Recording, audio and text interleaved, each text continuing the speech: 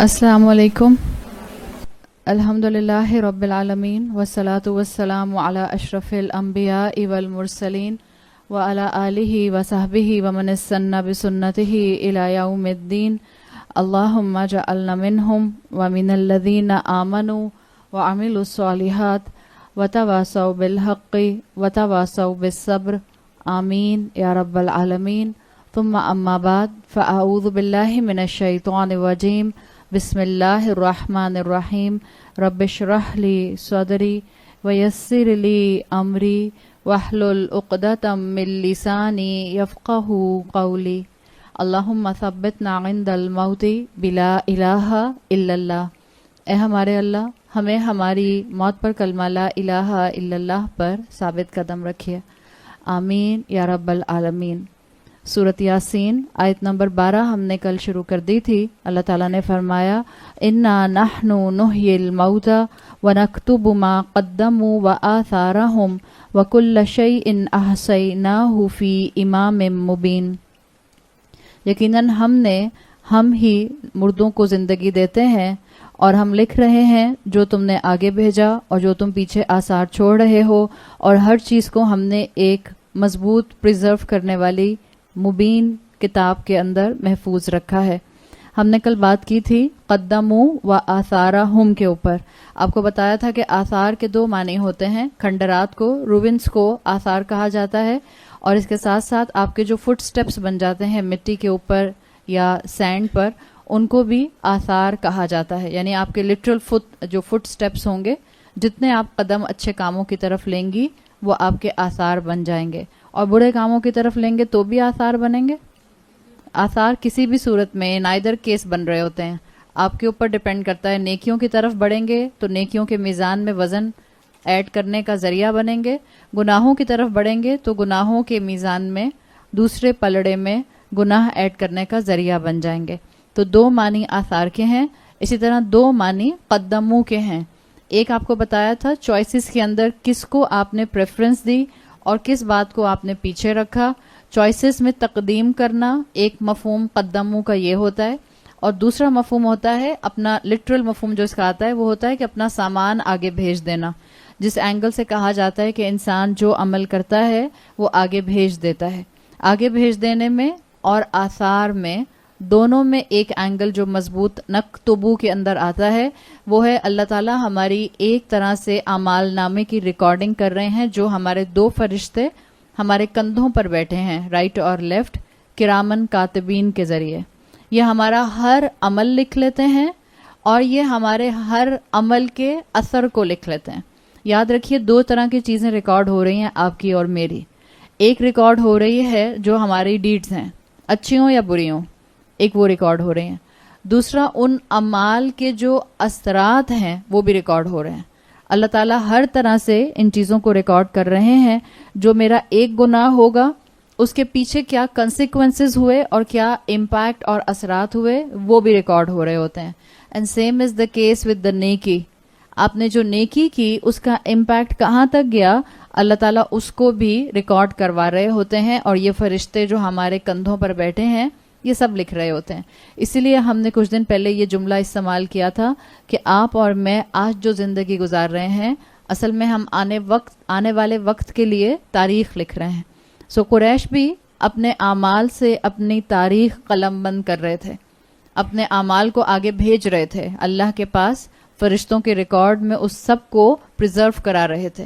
قریش کو نہیں معلوم تھا کہ وہ اللہ کے رسول صلی اللہ علیہ وسلم کی نافرمانی کر کے اپنے پیچھے کتنی بری علامات اور آثار چھوڑ رہے ہیں، کیسی لیگیسی چھوڑ رہے ہیں جس کے پیچھے لوگ اگر ان کو فالو کریں گے تو اس کا امپیکٹ ان کے اوپر بھی آئے گا. آج بھی دنیا میں اور رہتی دنیا تک جب تک انسانیت میں کوئی نہ کوئی انسان قتل ہوتا رہے گا تو جو بھی مرڈرر ہوگا، جو بھی قاتل ہوگا، اس کو تو گناہ ملے گا ہی ملے گا. سب سے پہلا قتل کرنے والا انسان اس کو بھی اس گناہ کا حصے دار بنایا جائے گا. کون تھا؟ آدم علیہ السلام کا بیٹا قابیل، جس نے پہلا قتل کیا تھا. آج جتنے بھی قتل ہوتے ہیں سب کے قتل میں، سب جتنے بھی قاتل ہوتے ہیں سب کے گناہوں میں سے کچھ حصہ جو ہے وہ قابیل تک پہنچایا جاتا ہے. یہ ہے قدموا و آثارہم. انسان کا عمل ریکارڈ ہوتا ہے اور عمل کے ساتھ ساتھ اس کے عمل کا اثر جو ہے اس کو بھی ریکارڈ کر لیا جاتا ہے. اس لیے آپ اور میں اپنے پیچھے یا تو صدقہ جاریہ چھوڑ رہے ہوتے ہیں یا عذاب جاریہ چھوڑ رہے ہوتے ہیں. اللہ تعالیٰ ہمیں اپنے اعمال کو، ہر طرح کے عمل کو صدقہ جاریہ میں کنورٹ کرنے کی توفیق عطا فرمائے. آپ دیکھتی ہیں کہ جو صدقہ جاریہ کی ٹرم ہے اس کی مسلمانوں کو بہت زیادہ انکریجمنٹ ہے. آپ صلی اللہ علیہ وسلم کی حدیث کے مطابق انسان کے موت کے ساتھ اس کے عمل کا دروازہ بند ہو جاتا ہے سوائے صدقہ جاریہ کا فارمیٹ جو رہتا ہے. سو نافع علم پیچھے چھوڑ کر جائیں، اپنی صالح اولاد پیچھے چھوڑ کر جائیں اور لوگوں کے فائدے کے لیے کوئی ایسا صدقہ پیچھے چھوڑ کر جائیں جس کو جب تک لوگ استعمال کرتے رہیں، اس کا فائدہ اٹھاتے رہیں، اس کا ثواب آپ کو ملتا رہے. انفیکٹ اسکالرز یہاں تک کہتے ہیں کہ کسی نے کوئی اچھی چیز شروع کی تھی، مثال کے طور پر کسی نے کوئی انسٹیٹیوشن بنایا تھا دینی تعلیم کا، لوگوں کو فائدہ پہنچانے والے علم کا، وہ کچھ عرصہ چلا، لوگوں نے اس سے فائدہ اٹھایا، پھر وہ ختم ہو گیا. پھر بھی اس انسٹیٹیوشن کا یا ان اسٹوڈنٹس کا علم جب تک پھیلتا رہے گا، انسٹیٹیوشن کا نام جب لیا جائے گا کہ ایک انسٹیٹیوشن تھا جس نے بہت فائدہ پہنچایا تھا، جس سے لوگوں نے دین کا علم حاصل کیا تھا، جب بھی اس کا ذکر بھی کیا جائے گا تب بھی اس شخص کے حصے میں نیکی لکھ دی جائے گی. آپ نے نام سنا ہوگا ہارون الرشید کی بیوی کا، زبیدہ نام آتا ہے. زبیدہ نے کینال سسٹم بنایا تھا، انٹروڈیوس کروایا تھا مکہ کے آس پاس کہیں پہ. کافی عرصے تک، سینچریز تک اس سے ایگریکلچر کے جو لوگ تھے وہ فائدہ اٹھاتے رہے. اب وہ کینال سسٹم اس وقت ایکٹیو نہیں ہے، لیکن آپ اور میں اس وقت اس کا ذکر کر رہے ہیں، اس مسلمان عورت کا جس نے قانون کے خزانوں سے نہیں، حکومت کے خزانوں سے نہیں، بلکہ کہا جاتا ہے کہ اپنے پاکٹ منی سے، جو اس کا اپنا پرسنل مال تھا، اس سے اس نے یہ ایگریکلچرل کینالز بنوائی تھیں جس سے لوگ ایک عرصے تک فائدہ اٹھاتے رہے. گو کہ آج وہ ایکٹیو نہیں ہیں، ان سے فائدہ نہیں اٹھایا جا رہا، لیکن میرا اور آپ کا ان کا ذکر کرنا، اس کا بھی امپیکٹ، اچھا امپیکٹ ہارون الرشید کی بیوی زبیدہ تک نیکی کی شکل میں پہنچے گا، اس لیے کہ انسانیت کو فائدہ پہنچانے والی چیز تھی. اسی طرح اگر آپ مسلمانوں کی تاریخ پڑھیں تو آپ کو پتہ چلتا ہے کہ مسلمان حکمران اپنے مال سے، حکومت کے مال سے نہیں، اپنے مال سے اپنے پیچھے انسٹیٹیوشن ضرور بنایا کرتے تھے، تعلیم حاصل کرنے کے درسگاہیں ضرور بنایا کرتے تھے، اس لیے کہ ان کو معلوم تھا کہ رسول اللہ صلی اللہ علیہ وسلم کی تعلیم ہے کہ نافع علم انسان پیچھے چھوڑ کر جائے. تو جب تک انسان اس جگہ سے، اس درگاہ سے، درسگاہ سے علم حاصل کرتا رہے گا، اور اگر علم حاصل کرنے کے بعد وہ کہیں اور چلا گیا، نیکی اس نے جو بھی وہاں سے سیکھی ہوگی اس کا امپیکٹ اس شخص تک ضرور پہنچے گا جس نے اس درسگاہ کی انوگریشن کی، جس نے اس کی بنیاد رکھی، جس نے اس کا آئیڈیا فلوٹ کیا. ہر انسان کو اس کے حصے کا شیئر مل جائے گا. This is a very deep آیا and very deep concept of قدموا وآثارہم. انسان اپنی زندگی کو کمپلیٹلی ری شیپ کر سکتا ہے اگر وہ اس کانسیپٹ کو سمجھ جائے. تو آگے فرمایا آیت نمبر 12 میں وَكُلَّ شَيْءٍ أَحْصَيْنَاهُ فِي إِمَامٍ مُبِينٍ، اور کل شیء، ہر چیز کو، احصیناہ ہم پریزرو کر لیتے ہیں اس کو، فی امام مبین، ایک ایسی جگہ پر جو کہ بالکل واضح ہے. مفسرین کے مطابق یہ جو کھلی کتاب امام مبین کا یہاں ذکر آیا ہے، ایک تو آپ کا اور میرا عمل ریکارڈ ہوتا ہے ہمارے شولڈرز پر بیٹھے کرامن کاتبین کے تھرو، اور دوسرا ہمارا ریکارڈ ہو رہا ہے عمل، وہ ہے اللہ کی بنائی ہوئی کتاب جس کو آپ کہتے ہیں تقدیر کی کتاب. اس تقدیر کی کتاب میں ہر چیز اللہ تعالیٰ محفوظ کر رہے ہیں، اور یہ بھی لوح محفوظ کے اندر اللہ نے انسانوں کی تقدیر کی کتاب رکھی ہوئی ہے. اس کے اندر ہر چیز موجود ہے، کون سا عمل کس نیت سے کیا گیا، کس طریقے سے کیا گیا، اور اس عمل کے اثرات کیا ہوئے. ہر چیز اس لوح محفوظ میں، انسانوں کی جو تقدیر کی کتاب ہے اس میں موجود ہے. جیسے آپ اپنے ڈیسک ٹاپ پہ کچھ سیو کرتے ہیں، پھر آپ اس کو مزید سیو کرنے کے لیے ہارڈ ڈسک میں لے جاتے ہیں. جب آپ کی کوئی ہارڈ ڈسک میں چیز ہوتی ہے تو کہنے کو ڈیسک ٹاپ کے مقابلے میں سیف ہوتی ہے، لیکن ہمارے دنیاوی کمپیوٹرز کی ہارڈ ڈسک ہم جانتے ہیں کرپٹ ہو جاتے ہیں، ڈیٹا ہوتا ہے آپ ایکسیس نہیں کر سکتے. اس احصیناہ کے اندر جو کانسیپٹ آتا ہے عربی زبان کا، یہ جو احصا آیا ہے، اس کے لیے کہتے ہیں پریزروڈ ہے، اس میں ریکارڈڈ ہے اور ایزیلی ایکسیسیبل ہے. اللہ جس وقت چاہے گا اپنے بندوں کے سامنے ان کے اعمال کو سی سی ٹی وی فوٹیج کی طرح اس کو پریزنٹ کر دے گا. آپ کے اور میرے قرآن میں آتا ہے سورہ قیامہ کے اندر کہ اللہ تعالیٰ نے انسانوں کو جو فنگر پرنٹس دیے ہیں, یہ فنگر پرنٹس انسان کا اصل میں ریکارڈ ہیں. اب جب سی ڈی آئی تھی, اب تو سی ڈیز بھی آبسولیٹ ہو گئیں, جب سی ڈی پلیئرز آئے تھے, جب سی ڈیز آئی تھیں, جو آپ سی ڈی کی بیک سائڈ پر دیکھتی تھیں, جو اس کا وہ ریفلیکٹنگ شائنی سرفیس ہوتا تھا, کبھی آپ نے آبزرو کیا اس میں کتنی باریک باریک لائنز ہوتی تھیں, بہت باریک. ابھی بھی اگر آپ کے پاس کہیں سی ڈی ہو تو اس کو الٹا کر کے دیکھیے گا, اس میں بہت باریک باریک باریک باریک کلوز بالکل لائن ہوتی تھی, ویری تھن لائنز. اور جب آپ اس کو سی ڈی پلیئر میں ڈالتے تھے تو سی ڈی پلیئر پہ ایک باریک سی نیڈل لگی ہوتی تھی جو آسانی سے نظر بھی نہیں آتی, وہ ان لائنز کے اوپر وہ جب اس کو ریڈ کرتی تھی تو جو بھی ٹریک وہاں پر پلے ہو رہا ہوتا تھا وہ سامنے آ جاتا تھا. آپ اگر اپنے ہاتھوں کو آبزرو کریں جو آپ کے فنگر پرنٹس ہیں, اس میں بھی لائنز ہیں. کیا پتہ اللہ تعالیٰ کے پاس کوئی ایک ایسا انسٹرومنٹ ہو جس پر انسان کے ہاتھ کو رکھ دیا جائے اور پھر اس کے ایک ایک عمل کا سی سی ٹی وی فوٹیج اس کے سامنے اسکرین پر چلا دیا جائے. اب تو سلیکون ویلی نے اور واضح کر دی چیز. اللہ تعالیٰ کو ٹی وی کی ضرورت نہیں ہوگی, اللہ تعالیٰ کو ملٹی میڈیا کی ضرورت نہیں ہوگی, اللہ تعالیٰ کو پروجیکٹر کی ضرورت نہیں ہوگی. سلیکون ویلی آپ کے لیے اور میرے لیے چیزوں کو سمجھنا اور آسان بنا رہی ہے. اٹس جسٹ ایئر کے اندر آپ کلک کریں گے اور آپ کے سامنے پوری اسکرین آ جائے گی. سو اللہ تو ریکارڈ اس طرح سے اعمال کا کر رہا ہے کہ انسان کا ہر عمل ٹرانسکرائبڈ ہے امام مبین میں, کھلی کتاب میں, اور ہر عمل ایزیلی ایکسیسیبل ہے. سو دو طرح سے ہمارے اعمال ریکارڈ ہو رہے ہیں. ایکسٹرا کیئرفل ہو جانا چاہیے. جیسے میں بہت ایکسٹرا کیئرفل ہوتی ہوں اس لیے کہ میری آواز ریکارڈ ہو رہی ہوتی ہے جب میں مائک پہ بول رہی ہوتی ہوں. اور میں اکثر و بیشتر جب میں اپنی آڈیوز کی ایڈیٹنگ کر رہی ہوتی ہوں, ہم لوگ چنکنگ کر کے اس کو جب واٹس ایپ پہ بھیجتے ہیں, سو اس وقت محسوس ہوتا ہے کہ جو درمیان میں نے ٹنگ سلپ کی تھی, یا جو میں نے درمیان میں ذرا اونچی سانس لے لی تھی, یا میں نے ذرا کوئی جملہ جو تھا وہ دوبارہ ریپیٹ کر دیا تھا, ایک ایک چیز اس کے اندر آ جاتی ہے. میری چھینک اس میں آ جائے گی, میرا ذرا آواز کو دوبارہ بولنا اس میں آ جائے گا, لفظ ریپیٹ کرنا آ جائے گا, سانس اونچی لینا آ جائے گا, گلا صاف کرنا آ جائے گا, ہر چیز اس کے اندر آ جاتی ہے. سو جب انسان نے ایک ایسا گیجٹ بنا لیا کہ جس میں آپ کی ہر چیز ریکارڈ ہو رہی ہے, سو اللہ سبحانہ و تعالیٰ کیوں نہیں ایسا کوئی گیجٹ اور طریقہ کار نکال سکتے کہ انسان کے اعمال کو کمپلیٹلی کمپریہنسولی ریکارڈ کر لیا جائے. میں کسی وقت بھی اللہ سے چھپ کے کوئی عمل نہیں کر سکتی. جیسے ایک اسکالر کہا کرتے تھے کہ اگر گناہ کرنا ہی ہے تو کسی ایسی جگہ پر جا کر گناہ کرو جہاں تمہیں اللہ نہ دیکھ سکے. کوئی ایسی جگہ ہے؟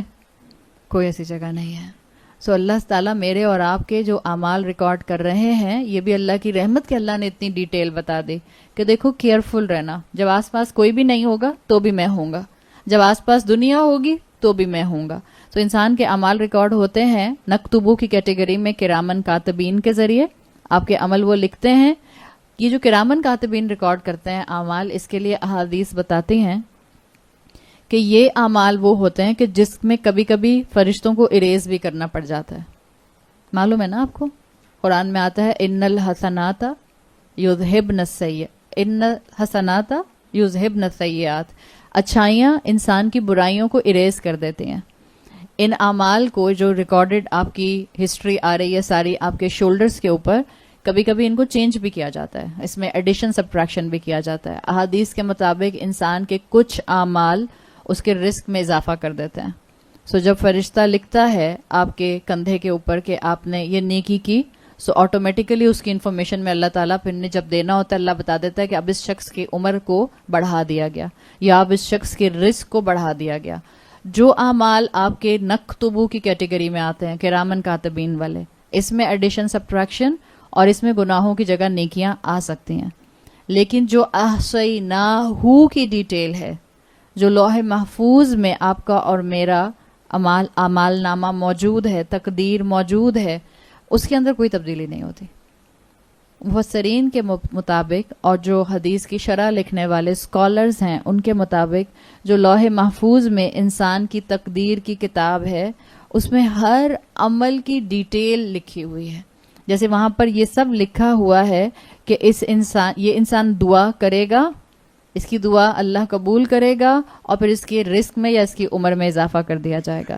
یہ انسان یہ گناہ کرے گا اور اس گناہ کے کرنے کے بعد اس کو ریگریٹ ہوگا, یہ توبہ کرے گا, توبہ کرنے کے بعد اللہ اس کے گناہ کو معاف کر دے گا. سو جو لوح محفوظ کے اندر امام مبین کے اندر ڈیٹیل ہے, وہ اس میں کچھ ایڈیشن سبٹریکشن اریز نہیں ہوتا اس میں سے. جو نکتبو کی کیٹیگری کے ہیں ان کو اریز کیا جاتا ہے. یہ اللہ کا ایک بہترین نظام ہے کہ اللہ تعالیٰ نے یہ ڈیٹیل مجھے اور آپ کو بتا دی. Nothing has been missed out. کچھ بھی نہیں بچے گا جو اللہ کی نظر سے رہ جائے گا. اللہ غافل نہیں ہے. تو اللہ جو اس طرح کی صفات رکھنے والا ہے, اس اللہ کو جو بھول جائے گا اور اس اللہ کو جاننے کے باوجود جو اگنور کرے گا اور اس اللہ کی صفات کو محسوس کرنے کے باوجود جو انسان گناہوں سے دور نہیں ہٹے گا, کیا آپ اس کو احمق کہیں گے یا عقل مند کہیں گے؟ احمق ہی کہیں گے.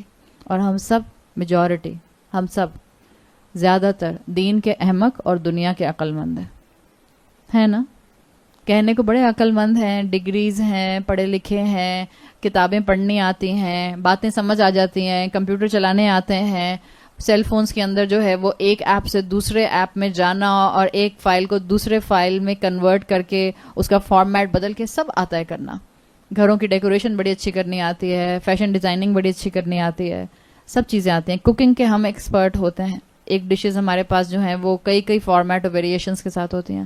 دنیا کے عقل مند, دین کے احمق. اور اس وقت مسلمان اس کی تصویر بنے ہوئے ہیں. عقل مند ہیں وہ مسلمان جو آج بھی قرآن کا علم حاصل کرنے کے بعد اپنے آپ کو, اپنی زندگی کو بامقصد بنا لیں, اپنے آپ کو عقل مندی کے ساتھ اللہ کے راستے پر لے آئیں. ورنہ یاد رکھیں, الیہ ترجعون, چاہیں یا نہ چاہیں پلٹ کے جانا تو اس کی طرف ہے. ابھی تو کوئی بھی نہیں جانا چاہتا. جب موت کا فرشتہ آتا ہے تو آپ کتنا اس کی جان سے لٹک جائیں, کتنا اس کے پیروں میں پڑ جائیں کہ مجھے موت مت دو, وہ پھر اس وقت بات نہیں سنتا. اس لیے کہ اللہ نے جو فرشتے کو حکم دیا ہوتا ہے فرشتہ اس کو پورا کرتا ہے. تو یہ اللہ کی نالج کے ساتھ یہ والا حصہ سورۃ یاسین کا مکمل ہوتا ہے. یہاں پہلا حصہ مکمل ہو گیا. آیت نمبر 1 سے 5 میں ہم نے رسول اللہ صلی اللہ علیہ وسلم کا مقام اور قرآن کی صفات دیکھی تھیں. آیت نمبر 6 میں انذار تھا. آیت نمبر 7 میں یہ بتایا گیا تھا آپ صلی اللہ علیہ وسلم کو اور آپ کے تھرو رہتی دنیا تک کے مسلمانوں کو کہ انسانوں کی اکثریت آپ کی بات نہیں مانے گی. آیت نمبر 8 اور 9 میں بتایا تھا کہ ہدایت کے راستے کس طرح سے انسان خود بند کر لیتا ہے. آیت نمبر 10 میں بتایا تھا کہ دعوت انسانوں کے اوپر بے اثر ہو جاتی ہے. آیت نمبر 11 میں پھر بات آئی تھی کہ ایک مائنورٹی ہوگی جو انذار سے فائدہ اٹھائے گی. خشی الرحمن کو ہم نے ڈسکس کیا تھا. اور آیت نمبر 12 میں انسان کے اعمال کے ریکارڈ کی حقیقت کھول کر واضح کر دی گئی. سو یہاں تک اللہ تعالیٰ نے قرآن کے ذریعے, قرآن کی آیات کے محکم ہونے کے ذریعے رسول اللہ صلی اللہ علیہ وسلم کے مقام کو واضح کیا. قریش کو اب تک تبلیغ ہو رہی تھی کہ تم اپنی زندگی کو پہچانو, اپنی زندگی کے مقصد کو پہچانو, اس رسول کے مقام کو پہچانو. اس لیے کہ قریش کا مین مسئلہ یہ تھا کہ قریش جو تھے وہ ڈینائل آف ریزرکشن پہ تھے, روز محشر کو نہیں مانتے تھے. آپ کو میں نے بتائی تھی یہ بات کہ باقی اقوام, باقی قوموں میں آخرت کا کچھ نہ کچھ کانسیپٹ تھا, بگڑا ہوا تھا, ڈسٹارٹیڈ تھا, لیکن آخرت کا کانسیپٹ تھا. جیسے جیوز کیا کہتے تھے کہ ہم آخرت میں جہنم میں جائیں گے, اول تو جائیں گے نہیں, گئے تو تھوڑے دن کی بات ہوگی, جہنم کی آگ ہمیں تھوڑے دن چھوئے گی, اس لیے کہ ہم چوزن ون ہیں, ہم اللہ کے چنے ہوئے ہیں, ہم اللہ کے محبوب لوگ ہیں. سو آخرت کا کانسیپٹ سب کا تھا لیکن اپنے اپنے حساب سے تھا. قریش وہ لوگ تھے جن کے اندر سے آئیڈیا آف ریزریکشن کمپلیٹلی ختم ہو چکا تھا. تو اللہ تعالیٰ نے ان کو اس طرح سے قرآن کی آیات کے ذریعے جگانے کی کوشش کی. اب اس مقام سے آیت نمبر 13 سے سورۃ یاسین کے اندر اللہ تعالیٰ قریش کو ایک کہانی کے ذریعے اور ایک سچی تاریخ کے ذریعے اپنی بات کی طرف لانے کی دعوت دے رہے ہیں. قرآن کے اندر ہم نے بات کی تھی کہ گزری ہوئی قوموں کی, گزری ہوئی بستیوں کی, گزرے ہوئے انسانوں کی تاریخ کو لایا جاتا ہے. کس مقصد کے لیے؟ ایک عبرت, دوسرا انذار کے لیے. شاباش. ایک عبرت کے لیے اور دوسرا انذار کے لیے, تاکہ جو زندہ ہیں وہ عبرت بھی حاصل کریں اور وہ اپنے رب کے کلام سے اس میسج کو, وارننگ کو لے کر اپروپریٹ میجرز کر لیں. اس لیے کہ جب اناؤنسمنٹ ہوتے ہیں کہ فلاں چیز, فلاں کلیمٹی ہٹ کرنے والی ہے, تو مطلب ہوتا ہے کہ آپ اپنی سرٹن پریکاشنز لے لیں تاکہ آپ اس طوفان سے بچ سکیں. سو دونوں اینگل آتے ہیں جب بھی گزری ہوئی قوموں کا, بستیوں کا یا تاریخ کے انسانوں کا ذکر قرآن میں کیا جاتا ہے. ایک زندہ انسان سبق حاصل کرے, زندہ انسان اس لائف پیٹرن کو فالو نہ کرے جس پر انہوں نے فالو کرتے ہوئے عذاب کو اپنے نصیب میں لکھوا لیا، اور دوسرا انذار اپنا جو ہے یہاں سے سیکھ کر اس کا فائدہ حاصل کریں۔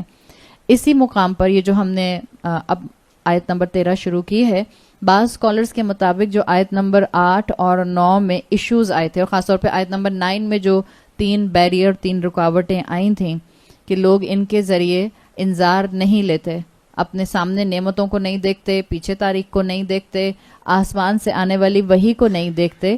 اب اسی اینگل سے آپ کو اس واقعے کے اندر ایک بیریئر کو ہٹانے کا طریقہ پتہ چلے گا کہ کیسے آپ اپنے وَمِن خَلْفِهِمْ صَدًّا جو آیا تھا کہ وہ ان کے پیچھے ایک دیوار ہے، کیسے آپ اپنے پیچھے کی دیوار کو گرا سکتے ہیں، کیسے آپ اپنی تاریخ سے سبق حاصل کر سکتے ہیں۔ تو اس کے لیے یہ کہانی یہاں پر لائی جا رہی ہے، اور اگر آپ اس آیت سے لے کر اینڈ تک سورۃ یاسین کو دیکھیں گی تو آپ کو کانسٹنٹلی تینوں بیریئرز کو گرانے کے لیے یہاں پر علاج ملے گا اب سورہ یاسین میں، کہ قرآن سے سبق حاصل کرو، آخرت کا خوف کرو، جنت دوزخ کو سوچ لو، اور تاریخ اور کائنات پر غور کر کے اپنے سارے بیریئرز کو ہٹا لو۔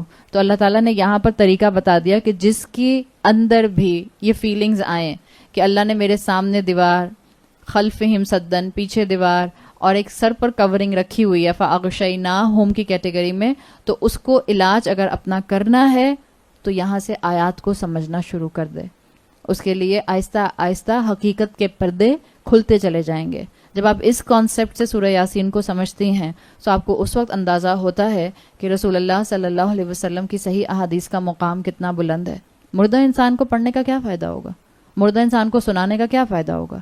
جو انہی بیریئرز کے ساتھ مر گیا، جو انہی رکاوٹوں کے ساتھ مر گیا، اس کو سورۃ یاسین کا پڑھنا فائدہ دے گا؟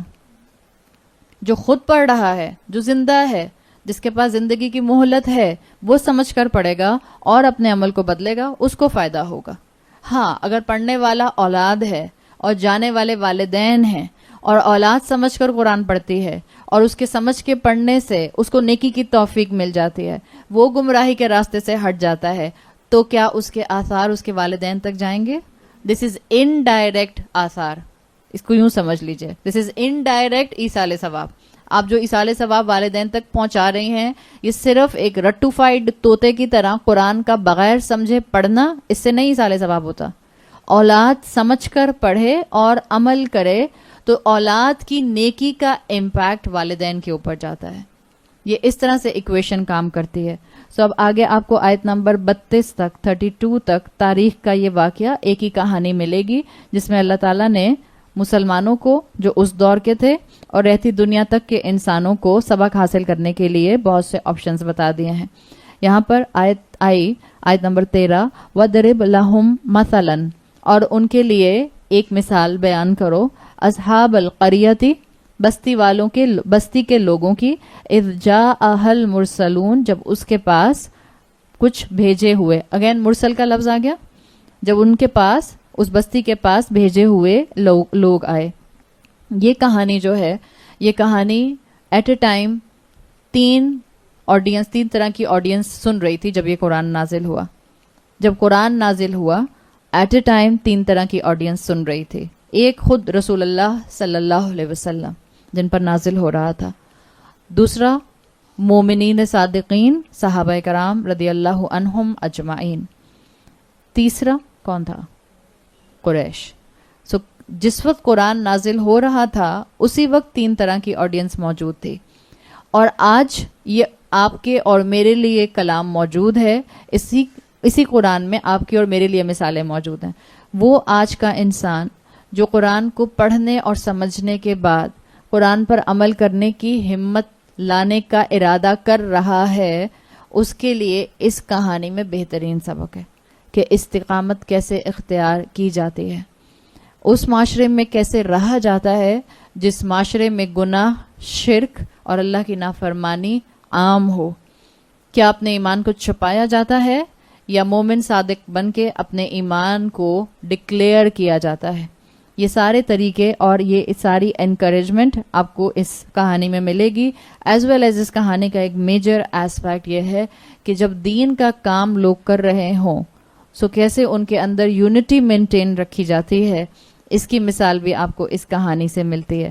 اللہ تعالیٰ نے آپ کو یہاں پر بہت سے مختلف فائدے اٹھانے کی چیزیں دے دیں.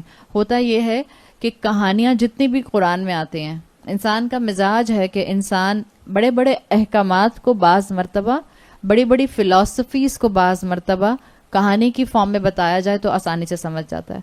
اور کہانی ہر عمر کے انسان پر امپیکٹ کرتی ہے. اگر آپ دیکھیں ہماری امت کے اندر قرآن سے زیادہ قصے اہم کیوں ہو گئے؟ قصے کہانیوں پر کتابیں، قصے کہانیوں کے اوپر باتیں اور قصے کہانیوں ہی کی ڈسکشنز ہوتی رہیں، اور قرآن کسی ایک طرف کیوں رہ گیا؟ اس لیے کہ قصے کہانیوں کے اندر انسان ہمیشہ سے اٹریکشن محسوس کرتے ہیں. سو قرآن نے بھی قصے کہانیاں بیان کیے ہیں، لیکن آپ کو قرآن کا قصے کہانیاں بیان کرنے کا جو انداز ملے گا وہ بالکل الگ ملے گا. قرآن عبرت کے لیے اور انذار کے لیے کہانی بیان کرتا ہے، اور قرآن کا کہانی بیان کرنا بعض اوقات فل ان دی بلینکس کی طرح ہوتا ہے. آپ کو کئی مرتبہ قصوں میں یہ بات محسوس ہوتی ہے کہ کہانی تو ہے مگر اس میں فل ان دی بلینکس محسوس ہو رہے ہیں. اس لیے کہ اللہ کا کلام ہے، جس چیز کو اللہ نے اہمیت دینی ہوتی ہے اللہ اس چیز کو اہمیت دیتا ہے. جس چیز کی اللہ کی نظر میں کوئی ویلیو نہیں ہوتی اللہ تعالیٰ اس کو ڈسکس بھی نہیں کرتا ہے. تو یہاں پر اللہ تعالیٰ نے جو کہانی دی ہے وہ اللہ نے قریش کے لیے بھی دی کہ دیکھو تاکہ تمہارے پاس کوئی حجت نہ رہ جائے کہ تم تک علم نہیں پہنچا تھا. قریش کے آباء و اجداد جن تک کوئی رسول نہیں آیا تھا ان کو تو اللہ تعالیٰ نے سورت یاسین میں غافل کہا تھا، لیکن جب رسول اللہ صلی اللہ علیہ وسلم کی نبوت شروع ہو گئی اور قریش کے کان پر قرآن پڑ گیا تو سورت یاسین میں قریش کو کیا کہا گیا تھا؟ لقد حق القول علی اکثرہم. پھر جب حق ثابت ہو گیا تو پھر اللہ نے کہا تھا کہ اب بھی جو نہیں مانے گا تو اس کے اوپر پھر بیریئرز آنا شروع ہو جاتے ہیں. تو اسی طرح سے آپ اور میں بھی قرآن کے قصوں سے اپنی آخرت کو بہتر کرنے کے لیے جو طریقہ کار ہے اس کو ضرور اپنائیں.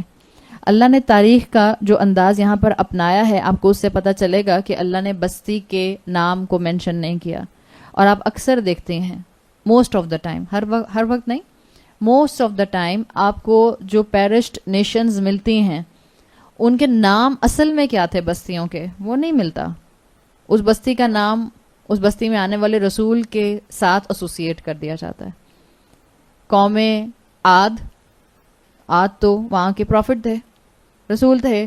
سو قوم عاد میں اپنی اس کمیونٹی کی اس قوم کی آئیڈینٹی باقی رہی نہیں رہی نا. باقی قوم عاد تو اس لیے آپ کو بتایا گیا کہ یہ وہ بستی تھی جس میں اللہ تعالیٰ نے بھیجا اپنے رسول کو.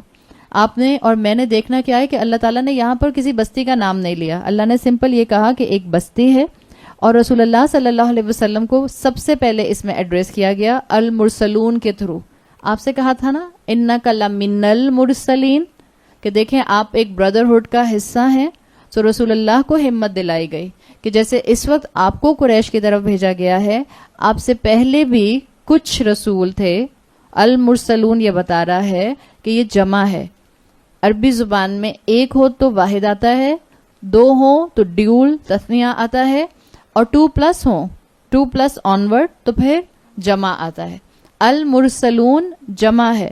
تو رسول اللہ صلی اللہ علیہ وسلم کو بتایا گیا کہ جیسے آپ آئے ہیں قریش کی طرف آپ سے پہلے بھی اللہ تعالیٰ نے ایسے مرسلون جو ہیں وہ بھیجے تھے. یہ کون سے رسول تھے ان کے نام نہیں مینشن کیے گئے، ان کو صرف مرسلون کہہ کر مینشن کیا گیا. اور اللہ تعالیٰ نے یہ تاریخ بھی نہیں بتائی ایگزیکٹلی کہ یہ کون سا ایرا تھا. کیا یہ موسیٰ علیہ السلام سے پہلے کی بات تھی؟ کیا یہ ابراہیم علیہ السلام سے پہلے کی بات تھی؟